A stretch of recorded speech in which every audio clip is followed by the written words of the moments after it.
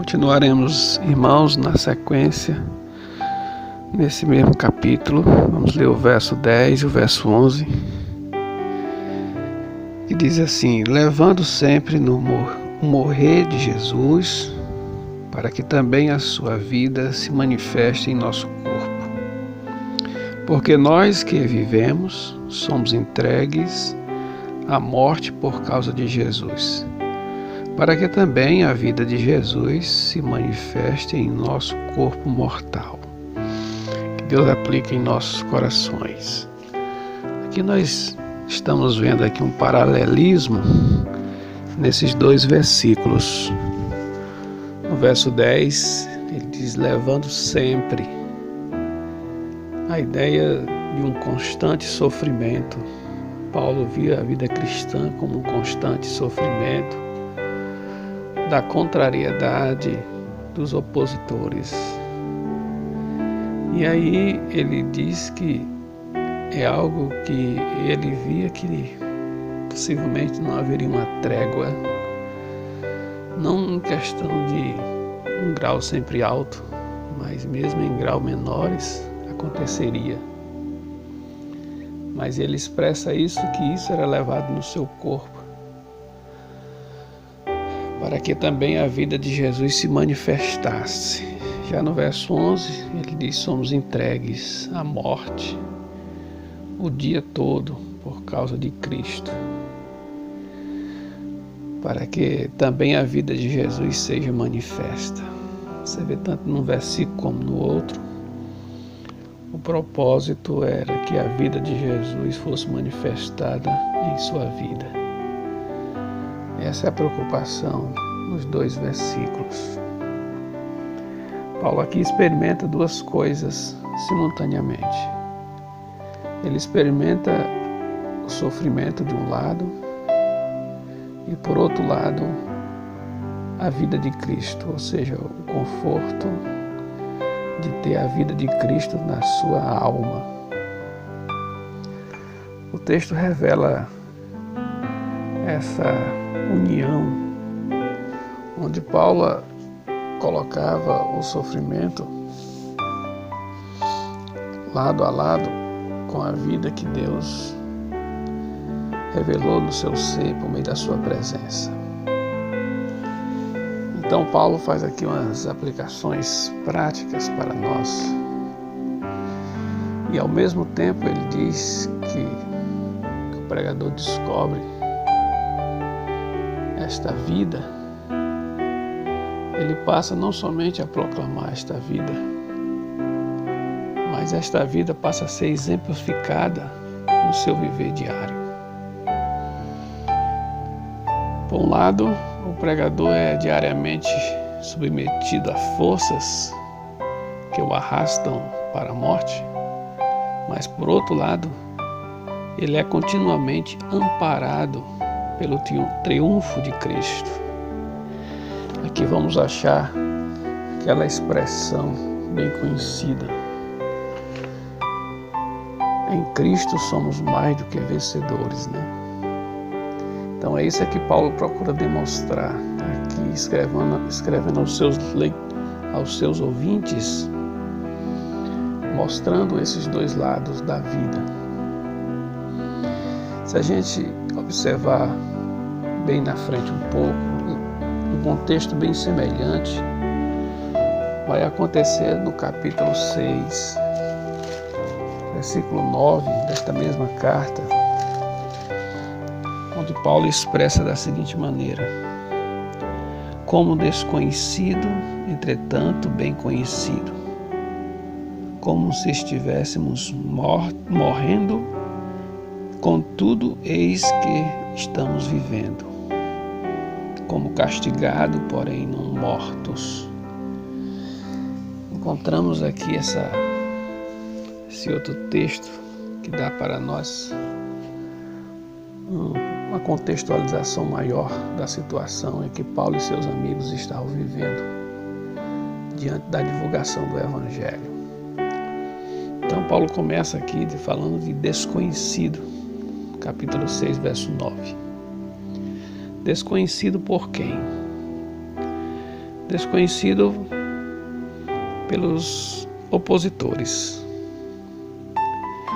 desconhecido por aqueles que antes estava com Paulo antes da sua conversão. Mas agora Paulo fala que eles não conheciam a ele. Aliás, o mundo pagão não conhecia Paulo. Antes ele via Paulo como um Zé Ninguém, como diz a história, né? Como um louco.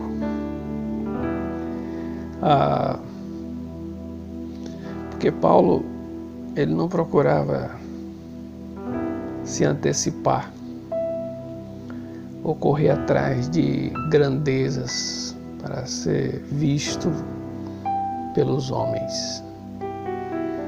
Ele não almejava prestígios humanos, nem posições humanas, porque nisso ele podia ser reconhecido por aqueles.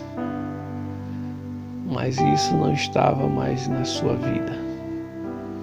Não era mais aquele homem que procurava fama. Não era mais aquele homem autossuficiente. Não era mais aquele homem que para tudo tinha um jeito, achando esse jeito nele mesmo. Então Paulo agora, ele está com uma vida diferente. Ele diz assim, eu aprendi, né? Você vê que ele diz, aprendi a estar contente quando ele escreve aos Filipenses. Em outro lugar ele diz assim, abandonei as coisas de menino. Então quando Paulo contextualiza isso aqui, ele mostra que ele era desconhecido por esses, porque ele tinha abandonado aquela vida de outrora. E agora ele estava vivendo a nova vida. E essa nova vida era marcada pelo reconhecimento de um simples vaso, um vaso de barro, quebrável, destrutível, que podia ser substituído por outro.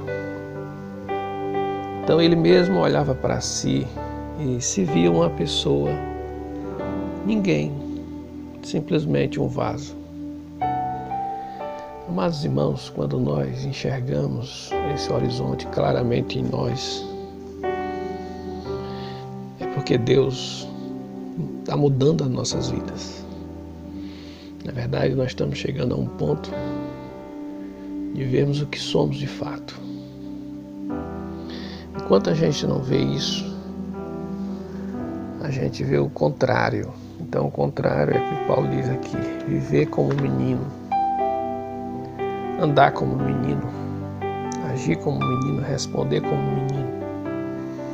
Então, o que é ser menino no contexto aqui de desconhecido?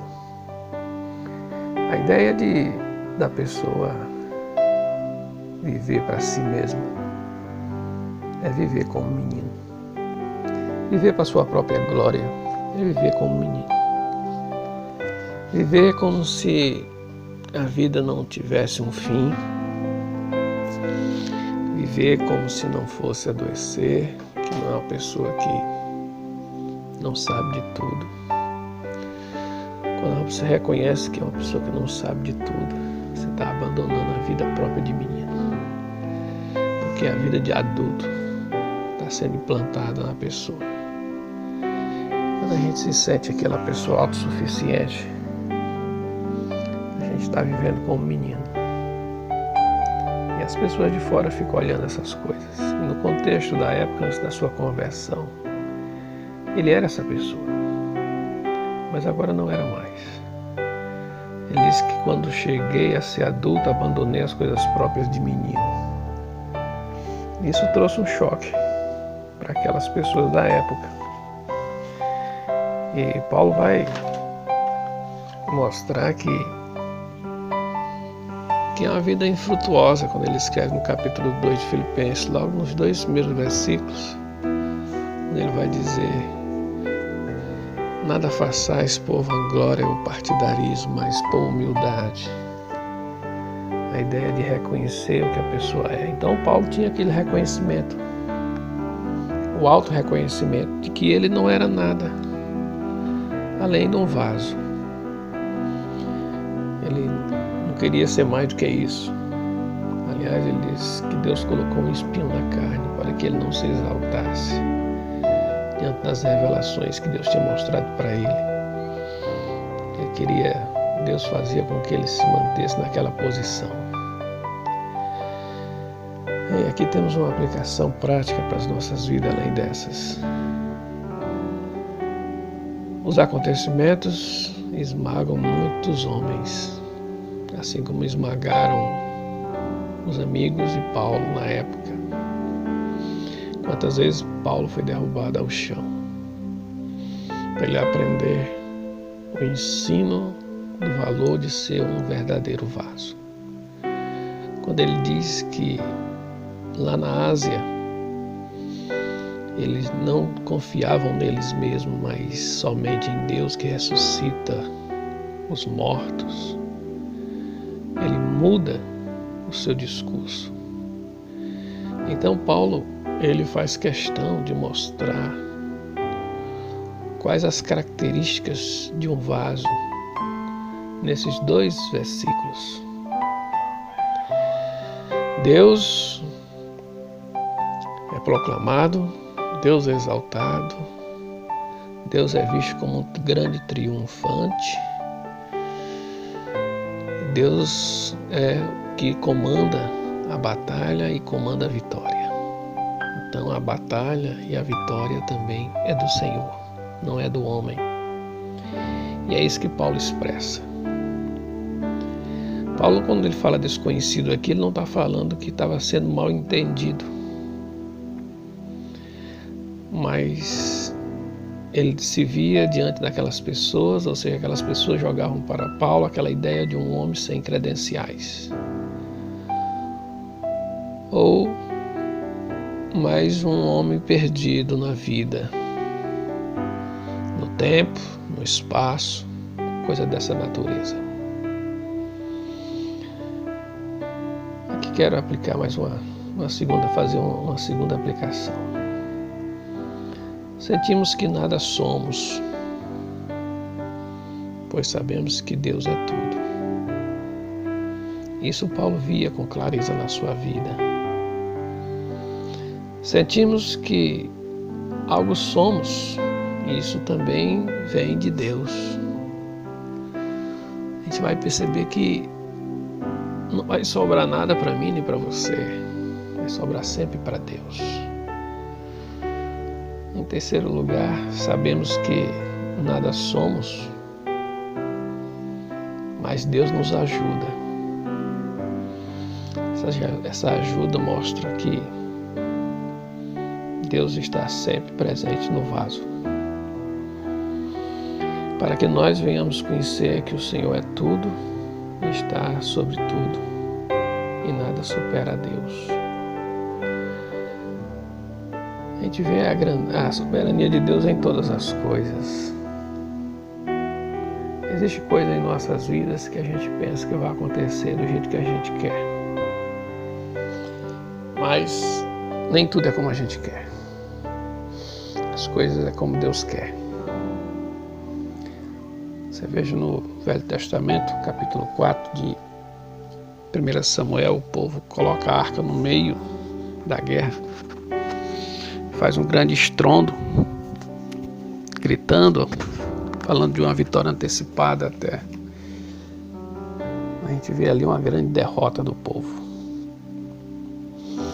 Às vezes, irmãos, nós estamos diante de uma situação. Hoje muitos cristãos no Brasil estão jejuando. Que Deus dê discernimento a cada um de nós. Porque muitos já estão dizendo que Deus vai fazer isso, Deus vai fazer aquilo. Irmãos, Deus, Ele vai fazer aquilo que convém à sua vontade. Devemos orar para a gente se arrepender dos nossos pecados, das nossas más atitudes, dos nossos maus desígnios. Isso deve superar qualquer coisa.